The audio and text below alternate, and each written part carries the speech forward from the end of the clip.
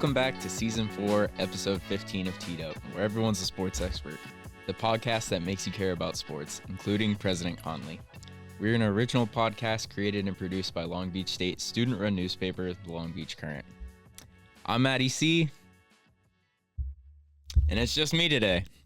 We had some guests, kind of fell through. Life happens, it's understandable. We'll get them on at some point.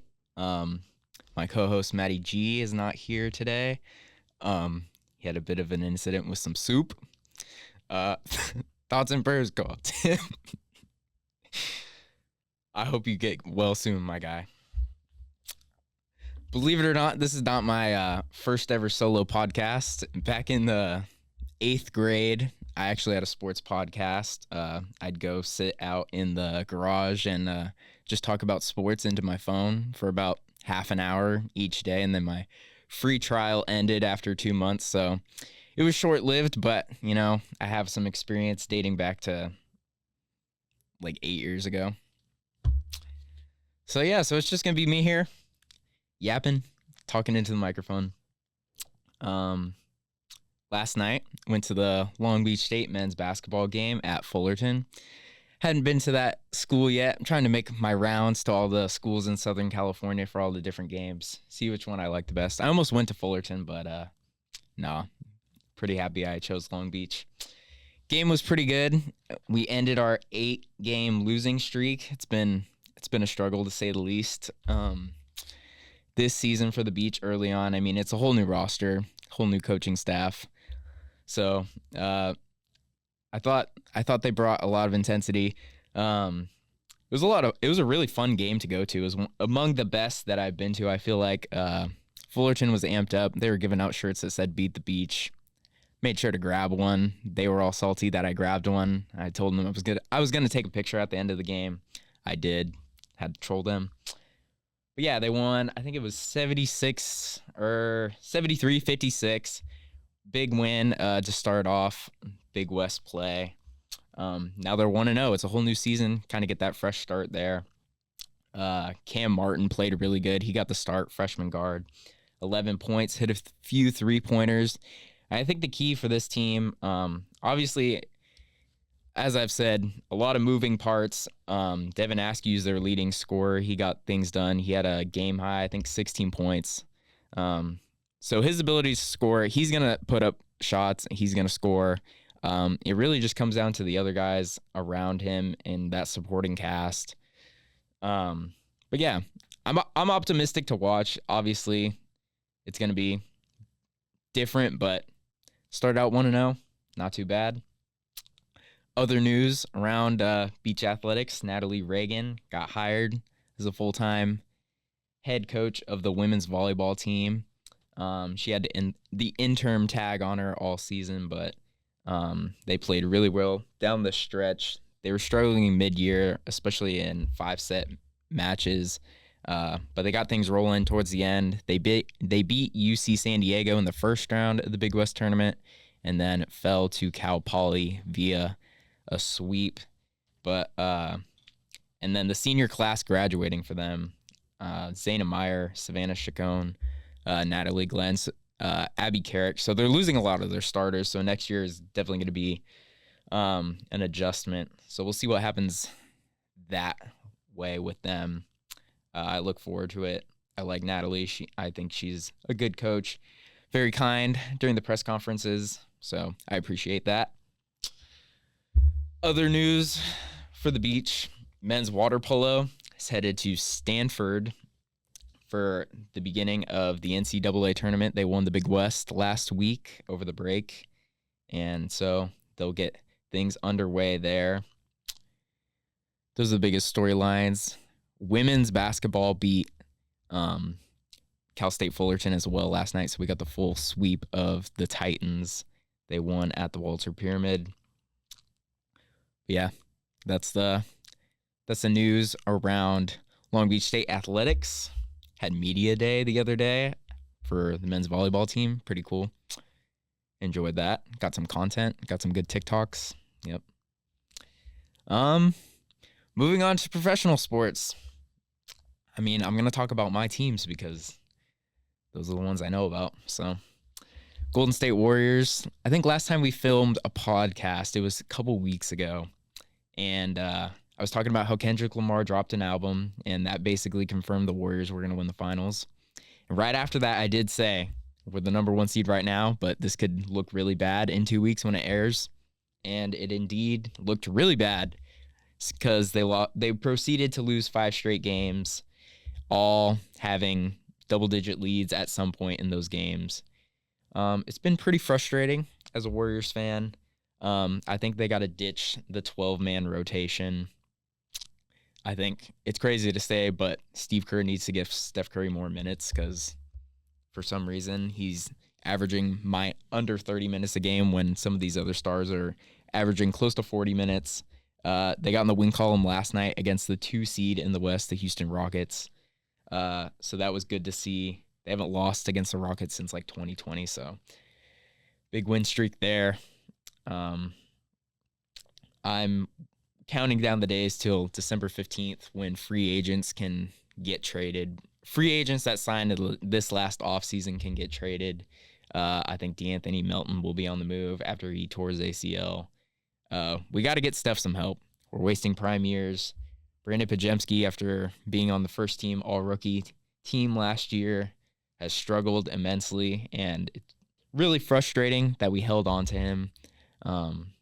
We were afraid to pull the trigger on some trades with Karl Anthony Towns, Lauri Markkanen. So that's definitely been just a headache watching him this season. On to baseball. As most people know, I'm a Giants fan, and my dislike towards the Dodgers. And I have a new least favorite player, Blake Snell, after his decision. I think he might be among the most disliked players in baseball now just because he joins the Los Angeles Dodgers after winning the World Series. And again, it's the deferred money, which I really want MLB to get rid of.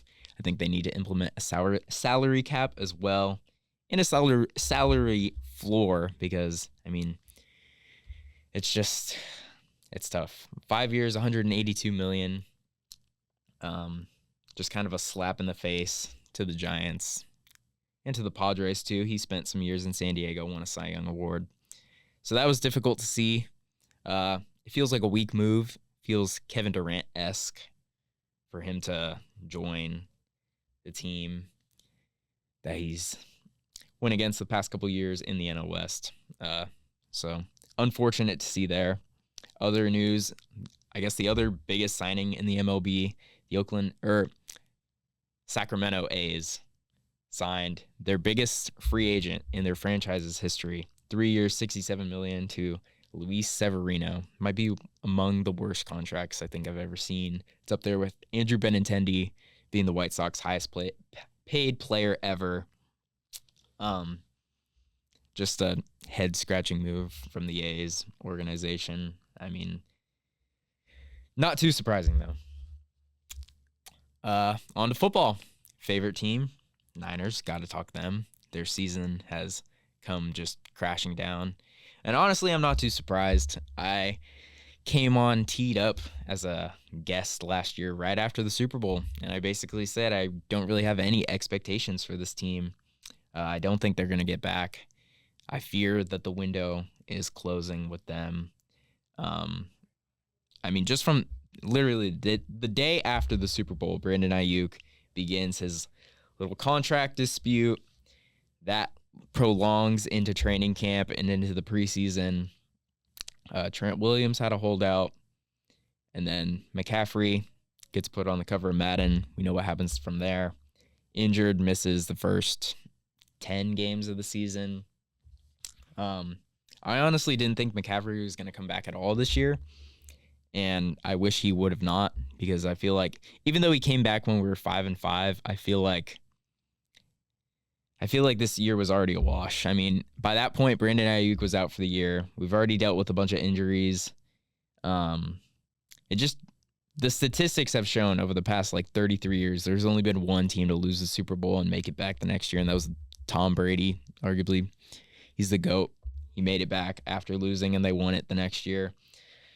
So I feel like it was a lost cause from the beginning, and they lose to the Packers without Purdy. I mean, that was expected. I don't think Brandon Allen was going to go out there and win at Lambeau.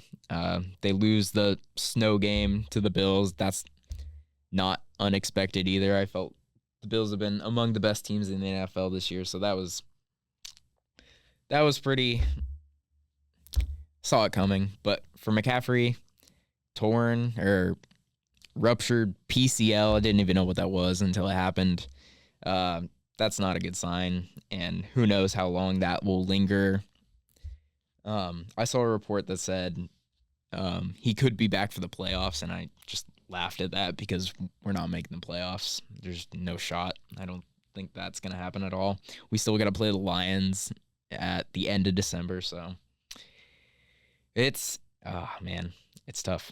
It's tough being a Bay Area sports fan, except my San Jose Sharks. Number 1 overall pick, first since he's returned to the lineup after an injury. He just got named Rookie of the Month in the NHL. He's also named First Star of the Week.